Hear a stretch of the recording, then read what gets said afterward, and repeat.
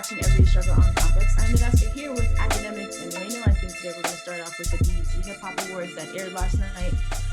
Of course, people were talking about this a lot on Twitter. Did you guys get a chance to check out the winners? Yeah, I definitely checked out the winners. Right. Very disappointed, but I checked it out. Really? Okay. Yeah, I checked it out too. It was got my picks. Hey, I do want to start off by saying something nice. I'm glad that BT they put together dope performances. They're trying to do, and to keep it real, we're stuck in a situation which is COVID. Putting together a virtual show, trying to make it look as real and live as possible, showcasing people's performance talents. Like I think that's dope. Okay. Yeah, I think all the performances would have been lit if there was an audience. You know what I mean? I think they were good performances, but like the audiences go into crowd reactions, which goes into the whole performance experience, even when you're at home watching it. So, it's just like, you know what I mean? It is what it is. Yeah, hard to replicate that live energy. All right, well, let's start going through. We'll do some of the biggest categories we could start with. The biggest category of the night, which would be Hip Hop Artist of the Year. So the nominees here were DaBaby, Drake, Future, Lil Baby, Megan Thee Stallion, and Roddy Ricch.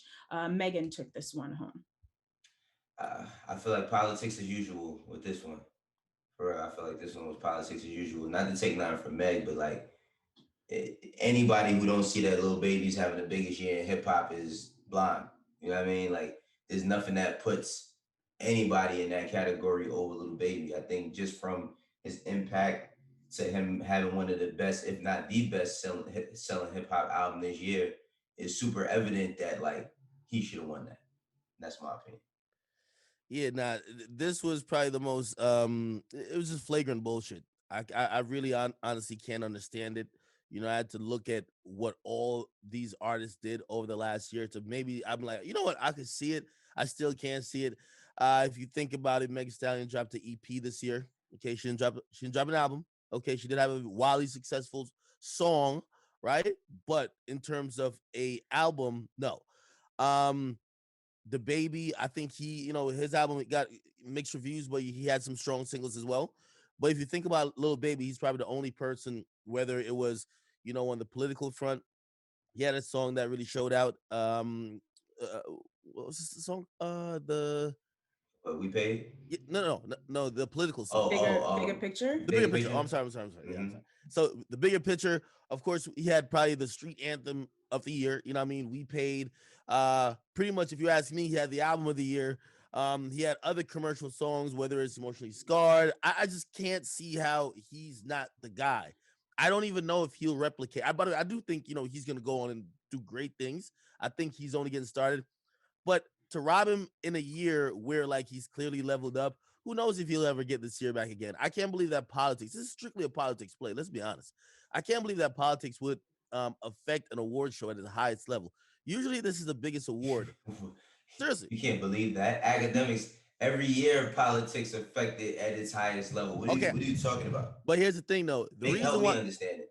Okay, I'll tell you why. The reason why the BET Hip Hop Awards, at least in my estimation, why it came about, because we got the BET Awards, right? Mm-hmm. There's many other award shows. There was a need for authenticity in terms of merit-based awards being given to people who may not fit whatever the political, jargon or whatever that narrative is. It was about awarding the people that actually deserved it. Remember when they first came out, it was mostly a lot of the little rappers and some of the Southern rappers finally getting awards and accolades for shit that they were obviously putting up stats and numbers and having impact. So again, I expect that politics is going to be politics as usual, as bigger the award show is. But this used to be like the BET Hip Hop Awards. This used to be where niggas go to fight, niggas catch people. No, it was not. It was no. I mean, it was like one. It was like one fight. It was. Hold on. I'm not mentioning the fights for no reason. Right. Like what I'm saying is that this was where you actually got, if you were in the culture, you actually be like, yo, they're awarding the motherfuckers who actually had the best song and actually made the most impact. This pick just made me feel like, all right, listen, man, it's a thing. I mean, this is the same award show that nominated Travis Scott for Lyricist of the Year. So, you know what I mean? Like, you got to remember some of those things as well. I mean, like, yeah, remember when when Astro World came out, you was having almost the same conversation. Like, how, like, as I love Travis, but how the hell does he get nominated for Lyricist of the Year? I think that, like, all right, they fucked up twice in a row. They were better though. I used to like the hip hop awards. I kid you not. I mean, I still do like the hip hop awards. My only issue I kind of had this year was just one of the ciphers. I thought that, like, I understood paying homage to Pop Smoke, but I felt like using, Dior for a whole cipher was trash. You know what I mean? Like, the song is dope enough as is. We don't need 5 people to rap over it to pay homage to Pop Smoke. I feel like they did get some aspects right. One of the craziest things of this whole award show was DaBaby being nominated for 12 like nominations and he didn't get one. So he was nominated twice for Album of the Year for Blame It on Baby and Kirk, but yeah, he lost that one to Roddy Ricch. Please excuse me for being antisocial, but I don't think you guys will disagree with the win in that category, or would you? Well, or you would probably pick Baby. Apologize. I'm telling you, give it to Baby, man. Like, I feel Lil Baby. We talking about. Yeah. Give it a Lil Baby. I just think my turn is just super phenomenal. I understand. By the way, Roddy's album was really good too, so I'm not gonna be really kicking and screaming. And Roddy also had a phenomenal year, so I'm not gonna be kicking and screaming with that because when I did listen to Roddy's album, seamless album, like transitions are dope. Salute to 1500 and nothing. Like Roddy Ricch really put some time into it, and he had some tools by some really experienced people of making a really good album. If I had to pick off that list, it would him and Lil Baby would be the only ones I would consider. Okay, no disrespect to anyone else that was on that list. So again, I'm not that mad at that. I do think they definitely got new artists right. You got to give it to Pop Smoke. You get me? Salute to Rod Wave. Rod Wave's strong and heavy contender. I think Jack Harlow put up some numbers this year as well. I think he was a good contender as well. We get some Jack Harlow love. No, you know me. Academics. You know me. I'm fair. I'm a fair guy. I'm a fair person. I'm a fair person. Listen, I can't let people get robbed. All right. No. Other than that, I also thought Meg's win for Savage Remix for Best Collab was the pick. So, congratulations to her there. I don't want people to take this as, yo, you're only mad that Meg won the Artist of the Year. Absolutely not. She definitely deserves a lot of awards. She had a great year. I just think that Artist of the Year one is like, hold on. Okay. What about Hit Boy for Producer of the Year? Sorry, Wayno. No, go ahead. I was just saying Hit Boy Producer of the Year. No, Hit Boy, he won that? Mm-hmm. Oh, no, that's good. I'm not mad at that. I just think, like, Lyricist of the Year, when I see Lyricist of the Year and I don't see, like, Conway in there even nominated, because we talking about lyricism, who, I mean, when it comes to mainstream, I don't think a lot of people picked up on that album, you know what I mean, from King to God, like, and then, like, even Benny, like, I would like to see them get nominated. Like, I'm not mad at the nominations overall, but it's like, yeah, you gotta, if we talking about lyricism, we talking about hip hop, and while they might not sell the same amount of records as everybody else is nominated, we talking about lyricism here. Like, I would like to see them even nominated, but I'm happy that Rhapsody did win. Yeah, well, definitely I agree with the nominations there, because if you're gonna give Rhapsody the win, I would imagine that you're kind of looking at different criteria and you're actually thinking about lyricists, which means you're probably gonna not give a fuck if they got a mainstream song or a song that like went top 20. You're not giving a fuck about it, like how mainstream they are. And like, no disrespect to, like DaBaby, really good rapper. I like him as a rapper. I don't think he fits under that list this year, Of course, I can see Big Sean being on there. I can see, of course, J. Cole being on there. And to be honest, I'm not even that mad at Megan Thee Stallion being on there. But DaBaby, with all due respect, he had 12 nominations. Don't just throw him in everything, okay? Let that nigga rock. I mean, he's everywhere. Baby's everywhere. But I like, damn, like, my nigga can't win one. Like, not one. Like, what that might go to the fact that they nominate him for everything, which maybe he has no chance to win it. Like, with all due respect. All right, go ahead. I'm sorry. Well, maybe he should have won Hustler of the Year. That's another nomination that Meg won. You know what I mean? And I'm not like, Meg, yeah, she's doing her thing. Not taking nothing from her at all. But it's like, if we're going to talk about Hustler of the Year, maybe DaBaby should have won that. Yeah. Again, I'm not mad that Meg won that award, just because, like, I don't think, which I do think they do it, but I'm gonna say I don't know. I don't have no facts, so I'll say I don't know. I don't think they're like looking at the board like, yo, this nigga got 12. Let's just give him one somewhere. You know what I mean? It's like a makeup call. All right, we ain't gonna give him this, but let's give him this. but it is kind of wild that he won none. Again, you know what I mean, a tough break, but here's the thing though. I think this is gonna fuel DaBaby. 100%. Absolutely. 100%. To drop 3 albums in a year instead of 2 albums in a year. He might drop 4. One every quarter. And he had a #1. I mean, DaBaby had a #1 record, and the Blonde record with Thugger is climbing up now too. So I don't know, man. I mean, maybe maybe they win Grammys next year. All right. Let's see. All right, so let's move on then to some new records. Today for Hit, Miss, or Wait on It. We're going to start with Jack Harlow, since Ak is now and he has a new song out called Tyler Herro, produced by Boy Wonder, Scott Storch, and more. He also dropped a video. Wayno, what do you think of this record? Hey, come on, Akademiks. Let me see your Jack Harlow Bagwand membership. Like, let me see it. Come on. I want to show me the card that they sent you. I don't like the song. The song is listen. Now the song, if you only hear the song, then it might not do it for you. But if you watch it along with the video, like the song is really dope. I think that, like, you know, for Jack to have What's Poppin' and then come with something else, which I think the joint was trending #1 on YouTube. You know, it's at the top of Rap Caviar. It's doing really good. You know, for somebody who is just an industry plant, from Ak's perspective, it seems like, you know, Jack is doing his thing, and you know the people are fucking with him. It's not just the DSPs, it's not just the programmers. You know, the kids is loving him. So I'm a fan of this. Hit for me. I'm gonna say wait on it. I do believe that you know, I think this joint's mid. You know, Soulja Boy Wonder on the beat. Also Scott Storch. I think that pairing is, you know, just iconic. You know, salute to Jack for even getting that to happen. You know, I saw the picture, which was, I guess, the prelude to obviously the song and the video. And obviously, if you watch the NBA playoffs or you just even hear about some of the people who was doing work, you know what I mean, Tyler, you know what I mean? Listen, I'm just saying that, listen, this is mid, okay? I love you, Jack.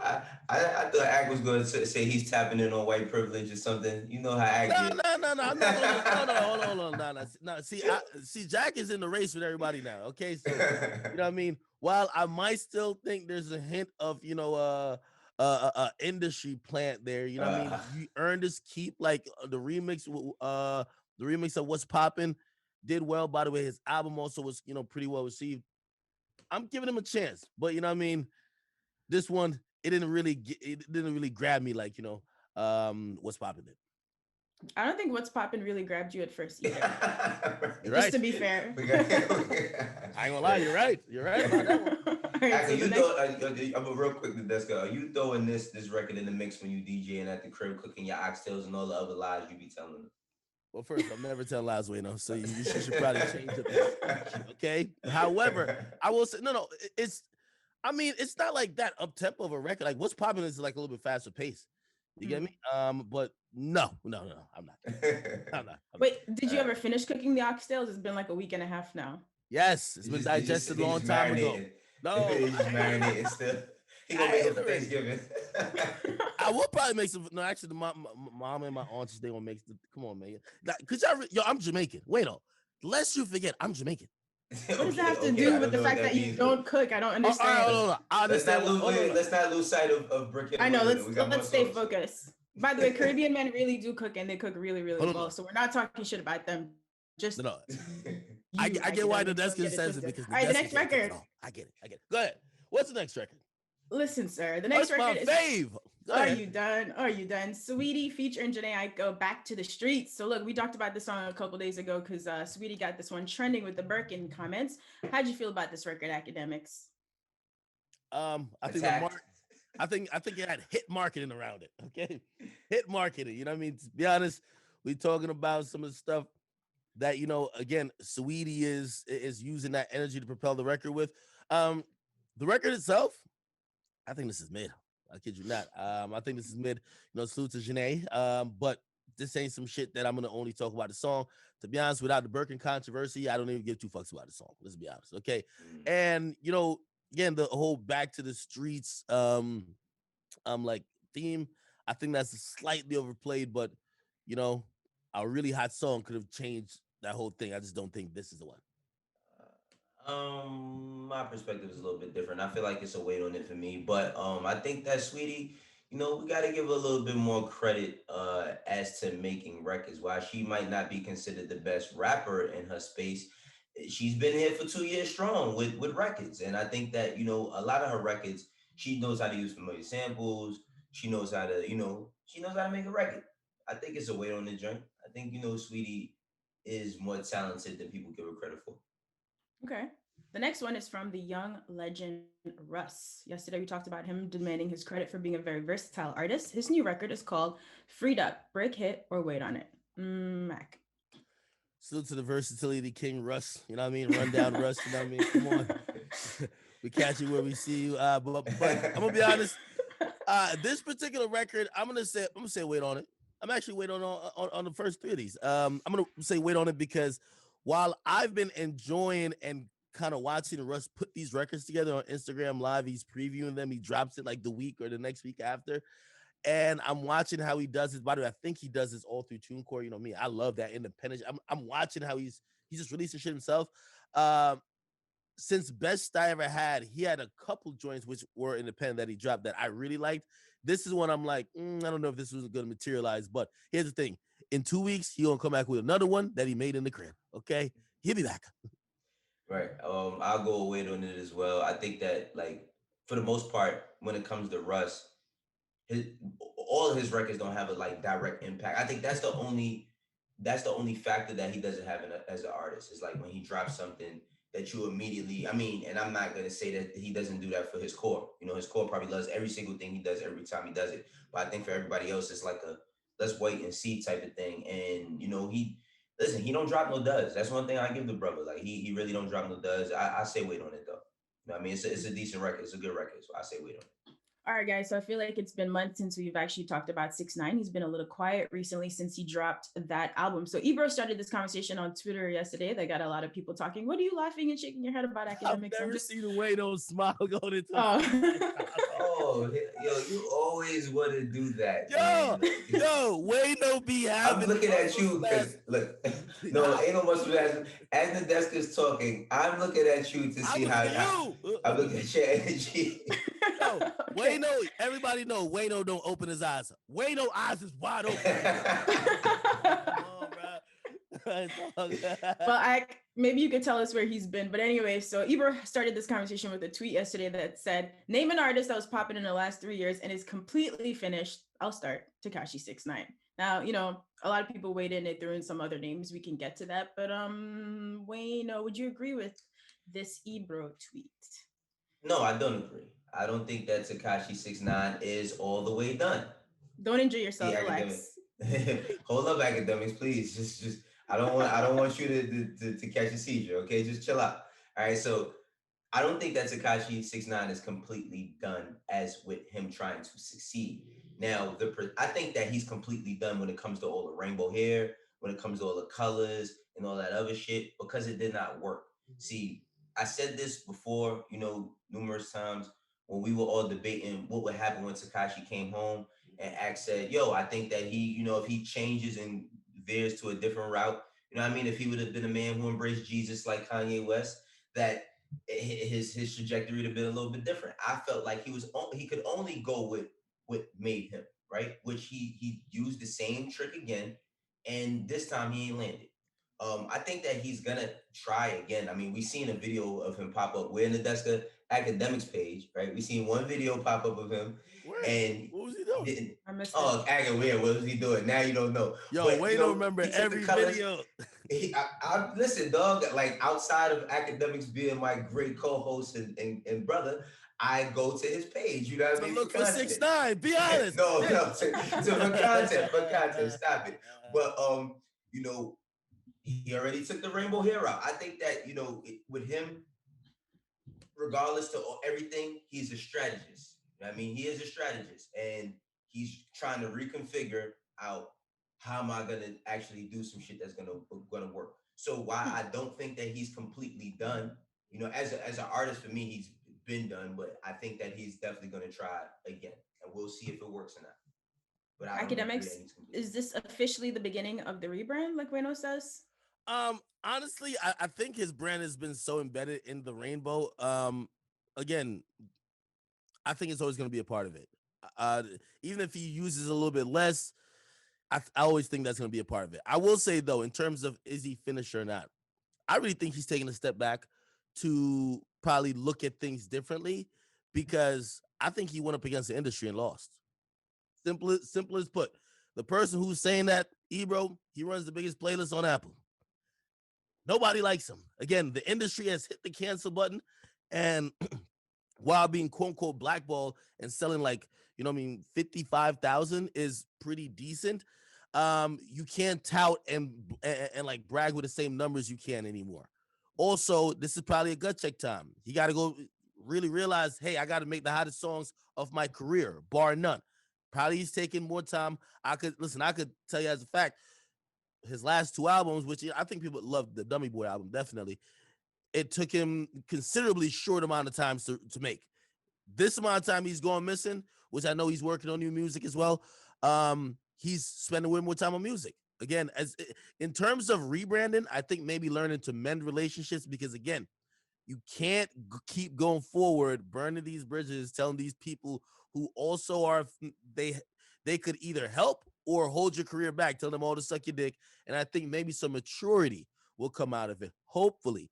But if I had to say that he was done, shit, if he's done, we got a long list. We ain't talking about the long list. We talking about him. See,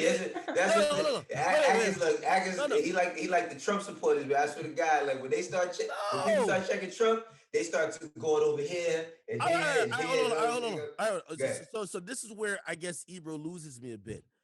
Like, what do you mean he's done? Do you mean because his album sold that amount he's done? Do you mean that whenever he returns from wherever he is, he won't get the attention of people? I don't think that's the case. Do you think that there won't be a record that performs? I think that's up for question, right? So maybe that's up for question. I don't know if that is stamped, signed, and sealed. But will he get the attention whenever he pops back up? Absolutely. I would speculate that Ebro means musically and not just attention for the sake of attention. Just one thing I will say to Ebro's point, where he does have a good point at. Why I don't think he's done. He has all the ingredients of being done. He just needs to be cooked now. You know what I mean? Like he has all. Seriously, he has all the ingredients to be done. Why do you feel like you're enjoying this shit so much? I like fucking with you when it comes to 6ix9ine. That's all. You know that shit, guy, man. Same way you fuck with me with Jay-Z. No. Wait, hold on. But all right. So here's the question, right? Mm-hmm. Because I do believe the reason why Wayno's cheesing, and Ebro, of course, he only had one example. Again, he's done a lot of, he's pissed off and stepped on a lot of toes. 6ix9ine has, right? Is there a redemption? Is there any possible redemption if it's sincere? He comes out and says, Wayno, I'm sorry. I'm sorry. You know what I mean? These things happen that you might have felt this way about. Ebro, I'm sorry I made a hit record telling you to, you know what I mean? Give me fellatio, whatever the case is. He did. That's what he told me on the record. Listen, he don't have to apologize to me for nothing. I don't give a fuck. Like, I'm cool. I still get paid. Like, I'm good. You don't have to do nothing for me. I do think that he just needs to have a whole different direction. Listen, man, fuck music, man. I hope he's spending time with his family, man. Forget all this music stuff. When it's all said and done, the only thing we have around us that's real in this whole entire game is family. So I hope that all of the antics when he came home and all that, where he was looking at more of just getting back out there and having a big album, having big records and going number one and the numbers don't lie and all that other crazy shit.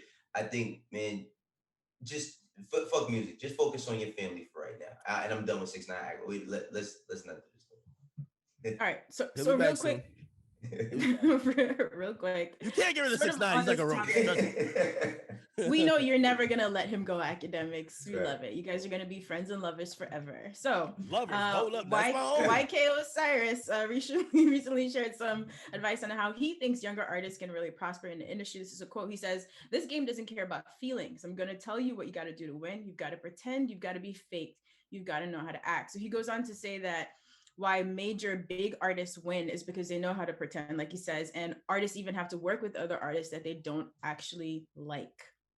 How much of this would you say is fact? Yo, so look, I will say, right, that I like that he said this, because you've seen, a lot of artists coming like, yeah, you do got to play the game, this, that, and third. I want to know, do any of these people think it's different if you have a 9 to 5? Like, I want to know if any of these people think it's any different if you work in corporate America. And I'm not even talking about doing what we do. I'm talking about like for a person who works at fucking any one of these companies. If you work at fucking McDonald's, you're gonna have to work with people that you don't want to work with, and you're gonna have to be nice to people that you don't want to be nice to if you want to keep your job.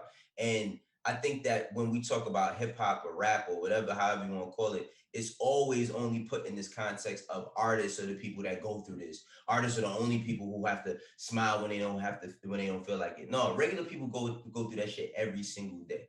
You know what I mean? People go through that every single day. So beyond just being an artist, that's just a part of life. You know what I'm saying? Like, and I think that, you know, if you don't want to do that, then you just gotta live on your own terms. You know, you gotta be Kanye if you don't want to do that shit. And it took a lot for Kanye to be Kanye. Well, yeah, I agree with you. Regular people got to do it, especially when you're trying to maneuver through corporate America. But here's the difference in hip hop. Everybody's motto is how real they are. Like, you know what I mean? How real shit is. You know what I mean? I keeps it real. You know what I mean? I can't fuck with fake people. Fuck a fake nigga. And to keep it real, you got to be shucking and jiving and smiling when you don't want to smile. And you got to do, again, it's part of the business. You get me? The people who don't do that in the industry, people say bad things about him. Yo, he's tough to work Akademiks. with. Yeah, they said about me, like, yo, you don't get invited to nothing. Like, to be honest, that's kind of what happens, which, you know, again, it's a very fine line between, you know, like compromising yourself that now you feel you're fake, and also you just knowing how to maneuver and work the room to get to where you want to go. Because, you know, I've always said, if you're looking for real and you came to the entertainment industry or you started rapping and you're looking for it in the industry, you came to the wrong place. You should stay where you at. You know what I mean? Again, it's a job which, by the way, if you think people snaking each other in corporate America for, you know what I mean, jobs that are only worth like sometimes, you know, tens of thousands, maybe like hundreds of thousands, imagine what a motherfucker would do to you when, listen, if they snake you out of your position or they act fake with you and get next to you, they could be making millions. Come on, man. Like, we see what's going on. Like, look what they do in corporate America. Trust me, it's going to be 10 times worse here. And plus, most of these people, they were already doing the streets. So why not do it here? So, not surprised. But I could tell, you know, I see Cardi agreed with it. I think Cardi has realized that, you know, when she, and me and her, we've had this talk, when she came into the industry, what she thought, you know, like how people were and like, and things, how it was like on the outside looking in was definitely not how it was behind the scenes. And also when she heard stuff about other people and how they really felt, and I mean, kind of turned her off. But I think she toughened up. You got to toughen up to be in this shit. No lies told here. All right, my friends. So less than a week to go until the election. So to celebrate that, Complex has launched a game online called Complex Brackets Political Rap Anthem. So the team basically compiled 100 of the greatest political rap anthems. So you could go over there and vote and play the game. And I think Ak and Wayno have pulled some of their favorite anthems from the list, right? Wayno, you want to get us started? What were your picks? Well, I mean, I pulled some from the list, but then I also found like some that I just wanted to give honorable mentions to, like, you know, "Mystery of Iniquity" by Lauryn Hill. You know what I mean? If anybody knows that record, not only is Finger it a snaps, deep, finger snaps, finger snaps, finger come on, snaps. man, come on, act. Let's do it. Let's do it. But you know, if anybody knows about that record, that's what Kanye sampled "All Falls Down" from. I also got "Brackets" by J. Cole. You know, because J. Cole said some real shit on that record. I got "Fuck the Police" by NWA, of course. You know what I mean? "My President is Black" by Jeezy, of course. You know what I mean? And "Fuck Donald Trump" by YG. Oh man, a very spirited list. Yo, you just mentioned Lauryn Hill, and even though people always call this the imperfect album, by her, like I really enjoyed the one she did live, which is the what's it called? It's an unplugged album. Which is the joint? Which is the joint? Hold on. Because Mystery of Iniquity is off that album, but well, you said something about that song before, so I know you like. Yeah. Oh, I Get Out. Brilliant song. Brilliant song. She has mistakes while playing the guitar and everything, but trust me, the message in that song, you know, being trapped and stuck in a matrix, and also trapped in a box that's created by society and other oppressing figures. I just think that song is an amazing song of somebody just trying to hit their own personal reset button to say, I reject all the bullshit y'all been forcing on me, or the propaganda you've been pushing. Anyway, I love Lauryn Hill. I'm sorry. Anyway, Other than that, I do have to say, yo, Tupac, man. Yeah, you know, Tupac. You know, while Tupac was a wild boy, you know, he was everything from an actor to a poet, a writer. He was definitely someone who cared about, you know, political change. He foresaw a lot of stuff that later happened, but also he spoke on the current climate, at least at his time, in not only America but Black America. And shit, songs like Changes. I think that song still we could listen to and we could see how much shit hasn't changed. You get me? So, Mm. you know, songs like that, like I of course like I think Childish Gambino did a pretty good job like 2 years ago. Was it 2 years or maybe three? With What the this This is Is America? America. Yeah, This Is America Yeah, 2 song. years ago. And I mean, I'm going down the list. There's like a bunch of songs here that like shit, J. Cole with Neighbors. Of course, you know, I knew Wayno was gonna pick Mm. fuck the police. You know, Of I knew that. course, I was picking now. There's another one that I had on my list. But like, yeah, even Nas Black President. Of course, My President's Black. I think those are songs that, like, when you hear them, not only they're great songs, but they have a very strong message. And of course, even fuck Donald Trump. You know what I mean? Strong political message. May not be, Self-explanatory. yeah, may not be the cleanest song that you want to hear when somebody speaking of Straight to the politics, point. but shit, Hmm. it expresses frustration. So, gotta fuck with. Absolutely. So you guys can head over to complex.com and you can check out the brackets and remember to go vote. Like I said, less than a week till the elections. And just a reminder of the things that we're still dealing with. So there have been protests in West Philly and New York over the past couple of days because police shot and killed a 27-year-old Black man named Walter Wallace Jr. So to make this even worse, they called because they knew that he had mental health issues. So in the video, you can hear his mother pleading for officers not to shoot him. He's only holding a knife. He never charges, and they shoot him 10 times. We're telling this story over and over and over and over. We have a lot of issues. And of course, you know, no president is going to snap their fingers and like fix this immediately, but please go out and vote and make your voices heard. Oh, I also wanted to add Jada Kiss Y. Yeah, Mm. that song, you know, I think for the time when it came out, you know, making us question some of the things that, you know, again, we're just being fed through the media and propaganda. I thought that was good too. By the way, that Philly story is super tragic and super sad. Again, I, it's hard for me to even make like, you know, even like have an opinion on that because number one, he did have a weapon, but I do think we have to have something else in place that once someone makes an 911 call, like one of the things you should be asked is that person or do you know if that person suffers from mental health? Somebody got to be able to make that call that maybe that could be dealt with differently or dealt with by different people because clearly the police again, I don't know if I could fault them if they're using just survival instincts when someone might be charging at them, but still, again, that situation could have been handled much different than y'all just approached them with four people with their guns out. You get me? It felt like there was obviously no other way unless that person like just completely backed down. Which again, if somebody suffered from mental illness, it's probably not going to happen that way. So there has to be something else. You know, we should find that change. Yeah, a very unfortunate story. Very unfortunate story, man. I mean, Philly is like one of my second homes, so I hate to see the state that Philly's in. You know, with everything how people are in the streets right now. I hope that. I mean, it's not going to get resolved no time soon. But rest in peace to that man, and you know, my condolences go out to his family. You know, I've had people in my family that have mental health issues, where sometimes you know physically they can be a little aggressive, but ultimately, you know, they're not trying to harm anybody. I just think that it's unfortunate, you know, that the young man lost his life again. That we having this conversation again. So rest in peace to that, bro. Yeah, guys, thank you for watching Everyday Struggle. We will see you tomorrow here on Complex.